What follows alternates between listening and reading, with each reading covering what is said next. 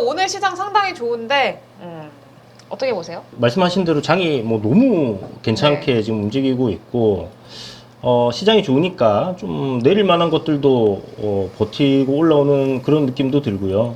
지금 뭐 지주사 그 다음에 저기 뭐 금융주들 이런 것들이 뭐 완전 불을 뿜고 있고 뭐 또 해제 그랬제를 안 하겠습니다. 더 이상 해서 뭐 할까요? 할 그죠? 거잖아요.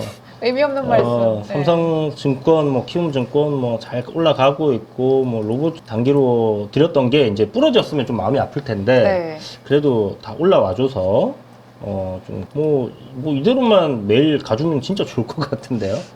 네. 걱정할 게 없을 것 같아요. 뭐 아무도 안 들어오실 것 같아 그러면. 시장이 너무 좋으면요? 네, 그죠. 근데 네, 일단은 뭐 좋은 것도 있고 안 좋은 것도 있긴 한데 이건 조금 차차 이야기를 하면 될 것 같고요. 김영철 대표님은 오늘 시장 간략하게 어떻게 보세요? 뭐 말씀해주신 대로 더할 나위 없이 좋은 흐름이죠. 딱 한 섹터 정도만 빼고 네. 대표적으로 제약바이오 섹터 빼고는 대부분 다 뭐 움직임들이 견조하게 좀 나오고 있지 않나 라고 보고 있습니다. 그러니까 방금 뭐 좋은 것도 있고 안 좋은 것도 있다라고 말씀을 드렸는데 오늘 제약바이오 종목들이 전반적으로 좀 안 좋거든요.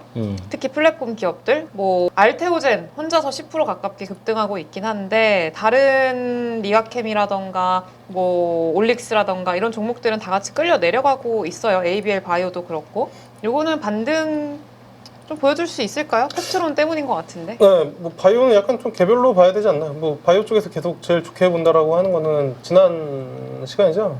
휴일 전에도 알테오젠 뭐 여기서 이제 했었는데 오늘 알테오젠이 9% 정도 움직임 나왔는데 40만 원만 뚫어주면은 알테오젠이 다른 제약바이오의 또 수급을 또 끌어가는 그런 모습들이 좀 나오지 않을까라고 생각을 하고 있고 그다음에 펩트론이 일단은 풀려줘야 다른 애들도 좀 다시 움직임이 나오지 않을까. 사실 제약바이오 쪽 오늘 그 우시바이오 그쪽 이제 다시 중국 견제 네. 그 이슈로 좀 아침에 그래도 매수세가 좀 있지 않을까라는 생각을 했었는데 펩트론이 딱 아침에 개장할 때부터 이슈가 부각이 되면서 전체적으로 이쪽을 끌어내리는 흐름이고 그래서 똘똘한 바이오 한두 개 정도로 집중해서 보는 게 좋지 않을까라는 생각을 하고 있고 개인적으로는 올릭스 차트도 되게 좋다라고 이야기를 좀 드렸었는데 이것도 오늘 같이 빠졌었거든요. 한 13% 정도 빠졌다가 윗꼬리는 한 절반 정도 달리고 있는데 얘는 여기 돌파되면 아마 수급들이 들어오지 않을까 해서 돌파하는 거 확인하고 뭐 신고가 노리는 매매가 제일 정석 플레이지 않을까라고 생각을 하고 있습니다. 알겠습니다. 개별주 그래도 뭐 펩트론 때문에 끌려 내려가기는 했는데 뭐 아직까지 뭐 그렇게 다른 종목들은 나쁘게 볼 만한 이유는 없는 것 같아요. 알겠습니다.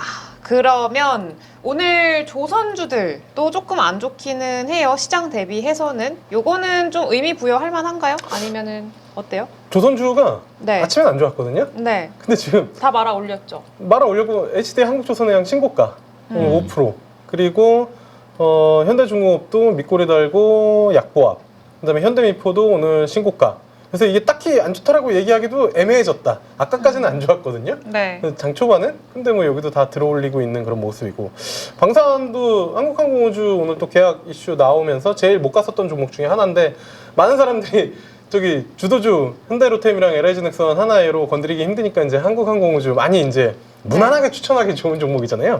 경제방송만 틀면은 그럼 방산주 뭐 보세요? MC나 앵커분이 질문 주면은 좀 덜 오르고 계약 기대감 있고 하반기 수주 기대감 있는 한국항공우주가 아마 대부분 다 요거를 무난하게 뽑는데 오늘 일단은 계약이 좀 나왔는데 시세는 좀 약하긴 한데 이거 뭐 계속 이야기하지만 뭐 컵 위대한 핸들 나오고 여기 신고가 나올 때 아마 시세가 또 나오지 않을까라는 생각을 하고 있고 신재생도 좋고 대부분 다 좋은 것 같아요. 진짜로 뭐 제약바이오 쪽만 아니면 지금 오늘은 뭐 대부분 다 뭐 움직임들이 세게 나오고 있지 않나 라는 생각하고 있습니다. 알겠습니다. 아 근데 이거 공감하시는 분들 많으실 것 같아요. 맨날 오르는 것만 오르고 내 건 안 오르는데 어떻게 해야 되나요? 라고 하셨거든요. 오르는 걸 사세요. 그러니까 안 오르는 걸 들고 있는 분들은 지금이라도 오르는 걸로 교체하는 거에 대해서 생각을 해봐야 되는 시점이라고 보세요? 그렇죠. 맞아요? 어떻게 됐든 간에 네. 왜 그걸 못하냐면 일단은 손실을 내고 내가 갈아타야 되는데 확신이 없는 거잖아요. 네. 두 번째는 그 종목을 샀을 때 안 갈 때는 어떻게 해야 되냐 또 물릴까봐 약간 이런 거거든요.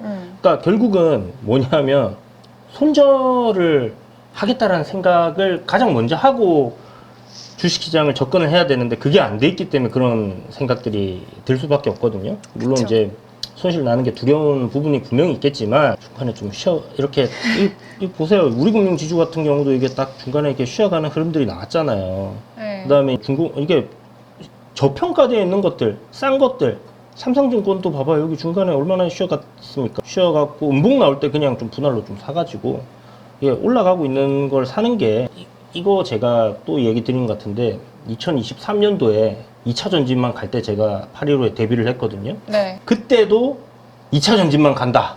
네. 가는 놈만 간다. 내 네. 건 안 갑니다. 이 얘기를 들었었어요. 네. 그리고 시간이 지나서 보니까 바이오만 가고 내 건 안 가. 뭐 이런 얘기가 나오고 계속 우리나라 시장은 돈이 없어요. 그래서 항상 그 가는 쪽으로만 쫙 당겨놓고 그 이제 개인들에게 넘겨주고 이제 또 다른 새로운 주도주들이 이제 가고 이렇게 그 계속 도는 건데 거기에 박자를 못 맞추면 진짜 내 거 올 때까지 기다리던지 네. 아니면 가는 말에 올라타야 됩니다. 어차피 가는 것만 가는 시장이니까 항상 매번 그래 왔으니까 올라타던가 참고로 아니면은 20년 전에도 그랬고요. 10년 전에도 그랬고요. 우리나라 증시는 전부 다 같이 가는 날이 굉장히 손에 꼽을 정도로 없어요. 그러니까 뭐 팬데믹처럼 폭락 나오거나 네. 금융위기 뭐 9.11 테러 나오고 폭락 나오거나 그다음에 2008년도 금융위기 왔을 때 시장이 완전 박살난 이후에 살아날 때 그럴 때 빼고는 그것도 막 진짜 뭐 그럴 때 빼고는 없거든요. 그래서 모든 종목이 다 좋은 시점은 굉장히 짧아요. 그래서 그 주도주가 뭔지를 파악하는 거, 그 다음에 이 주도주라고 우리가 파악을 한 시점은 이미 주가가 좀 많이 바닥이 있지는 않습니다. 그렇기 때문에 그게 이제 접근하는 게 무서울 텐데 그 무섭다라는 감정은 그 개인이 느끼는 어떤 주관적인 거잖아요. 네. 그래서 객관적인 어떤 그 데이터, 수급, 그 다음에 실적, 밸류 이런 거 보시고 손절 딱 잡고 그래 니까지 게 안 올라가면 내가 10% 손절은 해줄게 이렇게 생각하시고 탁 징글징글한데 갈아타세요. 알겠습니다. 김영자 대표님도 동의하세요? 이 말씀에? 네, 저기 동의를 할 수밖에 없는 게 네. 한 가지는 이주원 대표님이 얘기해 주신 것처럼 우리나라 주식시장은 자금이 한정적이다. 그게 이제 첫 번째고요. 그 다음에 이제 두 번째로는 뭐냐면은 잘 생각해 보면 주식이라는 게 그 해 주도주라는 건 그 해에 또는 그 전부터 준비를 했었던 그 기업들이 뭔가 꽃을 피우는 거거든요. 그러니까 미국 같은 경우에는 자금이 글로벌 자금들이 들어오면서 여러 산업들이 동시에 성장할 수 있는 그런 구조이긴 한데 우리나라 같은 경우에는 제조업 기반이잖아요. 제조업 기반의 산업들은 내일부터 당장 공장을 져가지고 우리 제품 만들었어. 그래서 돈을 버는 구조가 아니란 말이에요. 설비 투자를 몇 년간 계속 진행을 하고 비용 부분들이 다 떨굴 걸 떨구고 나서 사이클이 맞았을 때 올라가는 그런 산업이기 때문에 이걸 다시 얘기하면 산업의 트렌드가 그렇게 빨리 변한다라는 게 아니죠. 우리나라 같은 경우에는.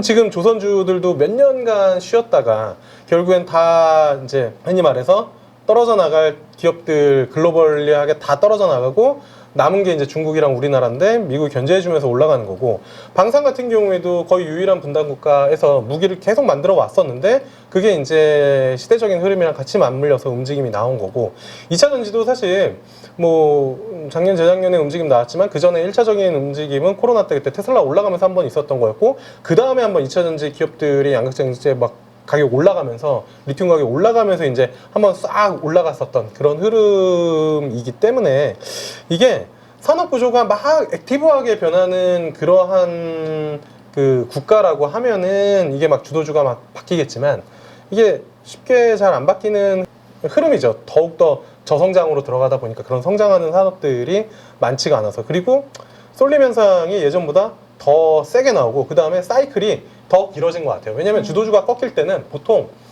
밸류에이션이 목에 차가지고 스스로 무너지거나 아니면 그 목을 탁 치고 새로운 사람이 내가 왕이야 하고 나와야 되는데 지금 내가 왕이다 하고 새롭게 나올 만한 산업 섹터가 없어요. 네. 보면은 다들 이제 보고 있는 게 결국엔 반도체.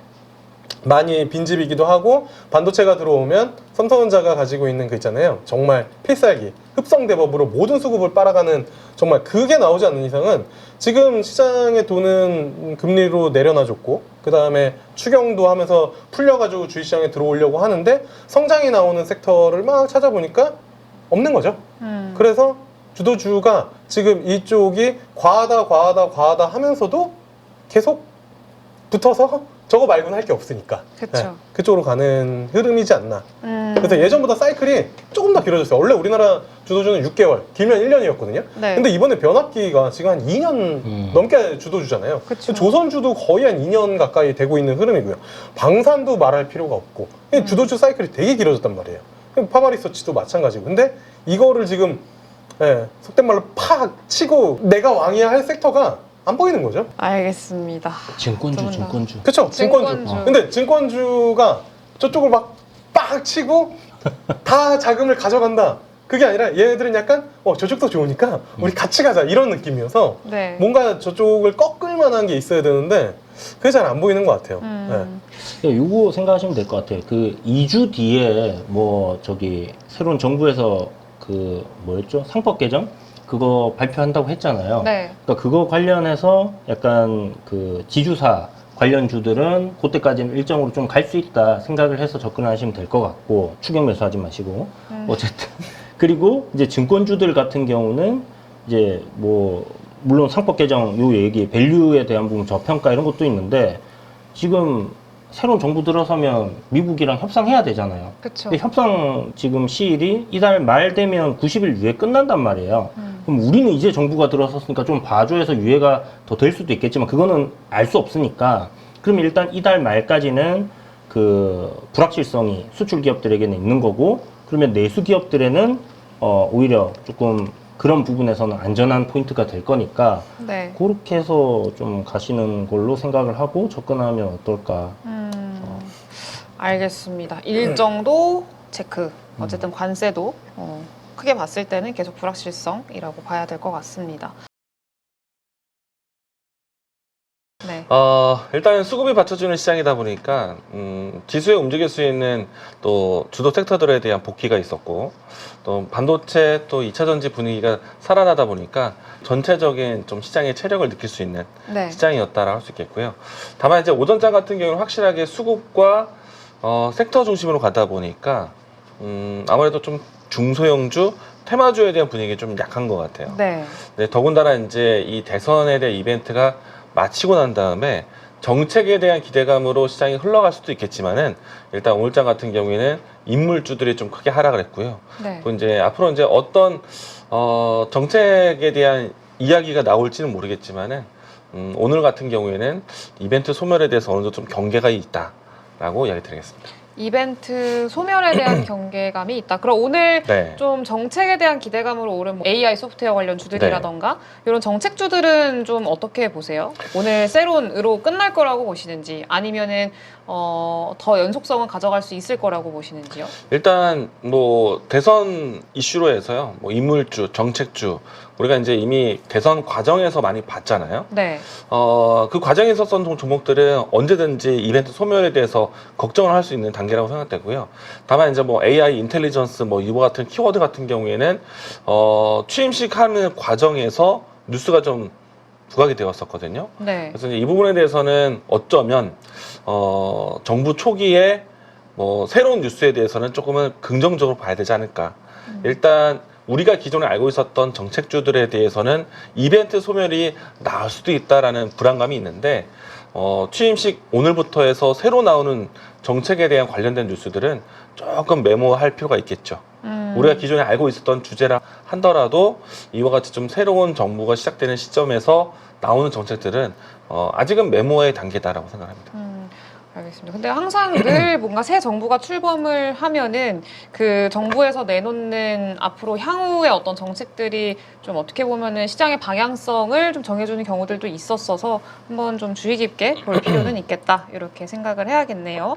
에코프로를 지금 14만 원에 들고 계시대요. 근데 비중이 80%시고요. 현재 마이너스 70% 구간이라고 하시네요.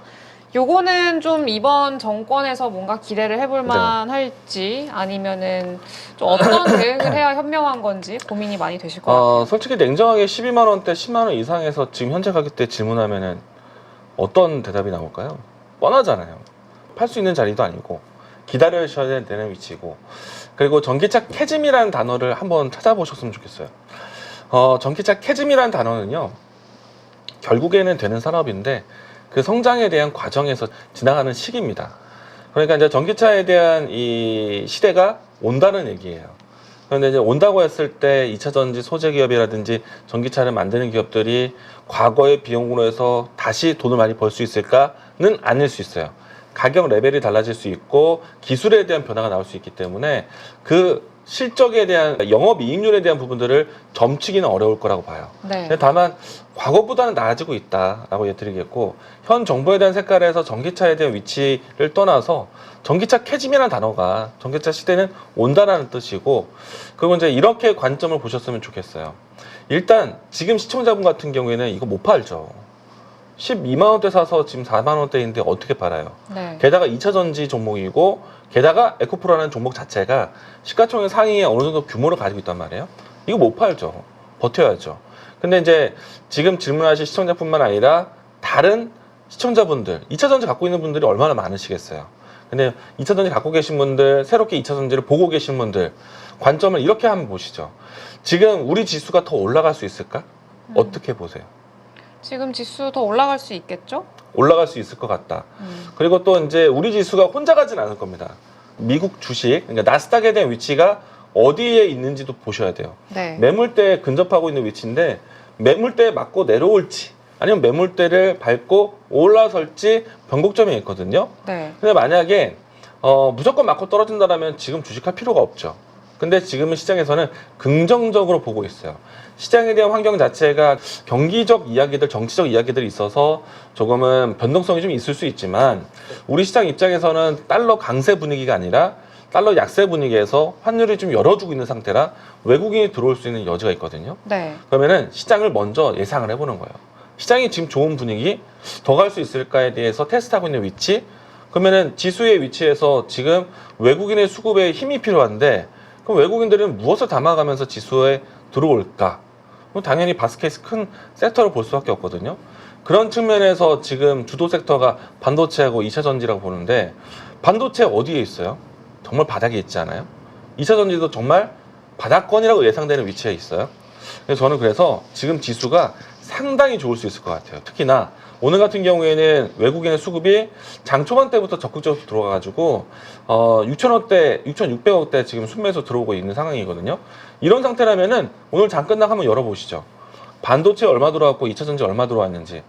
어김없이 이들 섹터 쪽에 매수가 들어오면서 외국인 수급이 들어온단 말이에요. 그러면 지금은 2차 전지하고 반도체 보셔야 되는 거예요. 네. 게다가 이제 위치가 바닥이기 때문에, 야, 지수가 바닥에서 종목들이 반등을 V자로 올라오진 않더라도 어느 정도 반등하면은, 야, 얘네들이 반등하면은 지수는 얼마나 올라갈까? 그런 시장 분위기를 좀 감지해서 본다라면은 지금은 2차 전지와 반도체를 꼭 보셔야 되는 섹터고, 그리고 2차 전지와 반도체가 크는 방향을 따라가셔야 돼요. 첨단 산업이잖아요. 그러면 거기 안에서 인프라 관련된 기업들도 같이 보셔야 되겠고, 네. 그 안에 필요한 기업들도 보셔야 되고. 그래서 지금은 테크 종목들을 보셔야 되는 거예요. 그럼 시장이 생각보다 쉬워질 수가 있어요. 그런데 2차 전지를 지금 어떻게 할까요? 질문? 너무 기본적인 질문이에요. 지금은 지수가 외국인이 들어오는 사는 분위기이기 때문에 네. 2차 전지는 바닥을 확인하고 반등을 기다리셔야 돼요. 아시겠죠? 알겠습니다. 어쨌든 지수의 회복을 좀 기대를 하고 계시는 그런 상황이고, 그런 방향성을 보고 있으니까 2차 전지도 바닥 잡고 반등하는 거 한번 좀 기대를 해보면 좋을 것 같네요. 너무 고생하시는 분들이 많으셔가지고 네. 좋은 결과 있었으면 좋겠습니다. 하나오션 비중 15%라고 하시고요. 현재 마이너스 5% 구간이라고 하세요. 횡보가 좀 길어서 불안하네요. 매도해야 될까요? 라고 말씀 주셨습니다. 하나오션 마이너스 5% 구간 횡보도 길고, 사실 오늘 전반적으로 좋으니까 앞서서 말씀 주신 대로 그 조선방산 같은 네. 기업들이 별로 이렇게 막 좋지는 못하잖아요. 네. 어떨까요? 이런 흐름들이 계속 지속이 될까요? 하나오션은 저는 조금 더 시간에 대한 숙성이 필요하다. 하나오션 자체에 대한 사업에 대해서 기대감이 굉장히 큰데 네. 주가가 이날 한번 기억해 볼까요? 이날 4월 28일일 겁니다. 저도 모든 뉴스를 외우고 있는 건 아닌데 네. 이날 여러분들 아실 거예요. 뭐 그 전날 신고가를 때렸는데 그 다음날 떨어졌어요. 이거 상업은행에서 지분 매각했잖아요. 네. 물론 이제 상업은행이 야 하나오션 이제 고점이야 하고 때린 것은 아닙니다.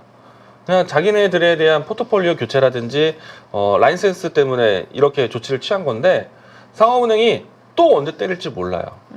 또 계획도 여전히 있고요. 우리는 지분 축소에 대한 계획이 있다라고 밝혀놨기 때문에 네. 누가 그러면 이 종목을 사서 올라오는 거를 기대하겠어요. 올라오면 맞을 것 같은데. 그래서 저는 지금 하나오션이 겁내지 마. 상업은행은 그런 매도 물량이 남아도 충분히 이 종목에 대한 모멘텀으로 해서 상쇄할 수 있는 수급이 들어올 거야 라는 거를 확인할 때까지 저는 하나오션 안 볼 것 같아요. 근데 하나오션이 지니고 있는 야 그러면 시장에서 얼마만큼 소화될 수 있을까에 대한 고민을 할 수 있는 재료는 있어요. MRO 시장. 네. MRO 시장이 얼마나 큰 시장인지 우리는 기대를 하셔야 됩니다. 왜냐면은 우리가 원래 배를 잘 만드는 K조선이라고 하잖아요. 그렇죠. 그때 우리가 진출하지 못한 시장이 특수선 시장입니다. 네. 우리 기술로 해서 함선이라든지 아니면은 뭐 이런 이제 이 군함 같은 거를 만들 수 있는 기술이 없어요. 근데 만들면 잘할 곳인데 네. 그런 기술이 없었다가 이제 미국에서 야 우리 MRO 시장에 대해 협력을 해보자. 우리 배를 수리 한번 해볼래? 그러면은 그 배 수리하면서 해체 다 해보고 네. 해체해보면서 어떻게 생겨먹었는지 알 텐데 그러면은 조립하는 거는 껌이겠죠. 그렇죠. 그러면은 MRO 시장이 엄청나게 큰 시장이에요.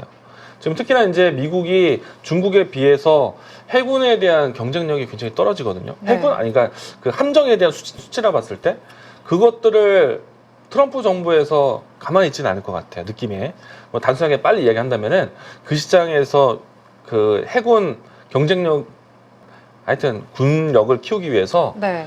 그 시장이 굉장히 클 거라고 보여지고요. 그리고 이제 조선업 부흥에 대한 키워드에 또 기존에 있었던 에너지 선에 대한 수요뿐만 아니라 특수선에 대한 사업을 러브콜을 한 것이기 때문에 이 기회는 굉장히 큰 기회다. 그래서 이제 만약에 하나오션이 지분 매각에 대한 리스크로 해서 단기적으로 접근하기 어렵다면은 현대중공업 봐야죠. 네. HD 현대중공업. 네. 그러면 지금 조선주들 중에서 제일 탑픽으로 뽑으시는 게 현대중공업이신가요? 저는 현대중공업과 하나오션은 진짜 멀리 볼 것 같아요. 근데 제 지금 현재 시점에서의 탑픽은 HD 현대 마린 솔루션. 원래는 저는 이제 한국 조선 해양을 되게 좋아했거든요. 네. 왜냐면은 우리 시장에서 가장 큰 캐시카우는 대형 선박이었어요. 그러니까 이제 컨테이너선 파는 게 제일 큰 돈이 됩니다. 네. 컨테이너선에 대한 가장 큰 비중이 한국 조선 해양이거든요. 그리고 나서 이제 LNG 선박에 대한 수요를 해서 종목부터 볼 수 있겠고, 근데 이들 기업들은 이미 저생산 가치 올라갔는데 그렇죠. 지금 조선주 좋은 건 알겠는데 그 높이에서 지금 들어간다?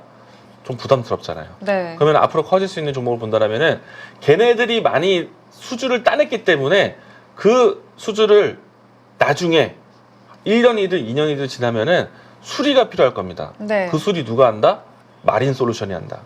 그러면은 미래에 대한 먹거리가 이미 잘 팔렸는데 이제부터 종목을 좀 키워서 본다? 그러면 HD 현대 마린 솔루션 보시면 됩니다. 지금까지는 상대적으로 조금 느렸잖아요. 앞으로 네. 현맛솔도 전체적으로 따라갈 수 있는 그림도 기대를 해볼 수 있을 것 같아요. 좋습니다.